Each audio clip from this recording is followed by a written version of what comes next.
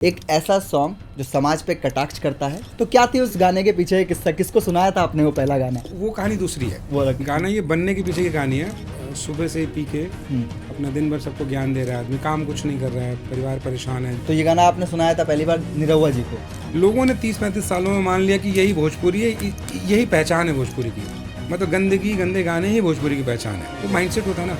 या फिर अभी आजकल एक वो बंदा चल रहा है, बच्चा है, वो क्रिश का गाना सुनेगा? क्रिश का गाना सुनेगा। अब मेरे साथी कलाकारों ने ही गाया है। वायरल होना और पॉपुलर होना दो अलग चीजें। बिल्कुल है। तो कैसे मैं आपको अपना सीनियर मान लूँ? आप भले 25 साल से गाए हो, लेकिन आपका अपना क्या है और आपने किया क्या है समाज के लिए, या मैं आपसे क्या सीख रहा हूँ? मेरे को ना सुपरस्टार भले ना बनना हो, लेकिन मेरे को पॉर्न स्टार नहीं बनना। तो गाना अगर मम्मी जी के पसंद बनाना है, वेस्टर्न कंटेंट बनाना है, तो प्रियंका से गवा लूँ। क्यों? क्योंकि वो भी बहुत पारखी हैं, वो भी परखती हैं कि ये गाना किसको गाना चाहिए। बहुत मैजिकल कलाकार है। कहते हैं ना कि आप चाटुकारिता, अगर आप किसी को चाट रहे हैं तो वो आपको काम दे रहे हैं। तो ये नहीं होना चाहिए। कलाकारी की दुनिया है, यहाँ मुझे लगता है कला की कद्र होनी चाहिए और बिल्कुल परखना चाहिए, मौका देना चाहिए। हमारी इंडस्ट्री में जब इतना वीक डायरेक्शन होता है, इतना वीक कंसेप्ट लेके आते हैं, तो काम तो वैसे ही कम होगा ना, इन्वॉल्वमेंट ही कम होगी, लोगों की ज़रूरत ही नहीं है। अच्छी लोकेशन बुक है ही है, पहले अपने 5 रील बना दो। हाँ, है ना, जो पेड रील जिसके पैसे मिलते हैं। तो ये प्रोफेशनलिज्म मुझे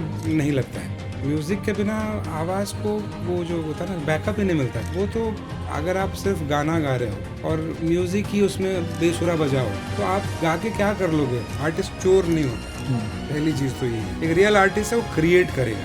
सही बात है। वो सीख के आएगा, करते करते सीख जाएगा, गलतियाँ करते करते सीखेगा। उसका कंपटीशन खुद से होता है।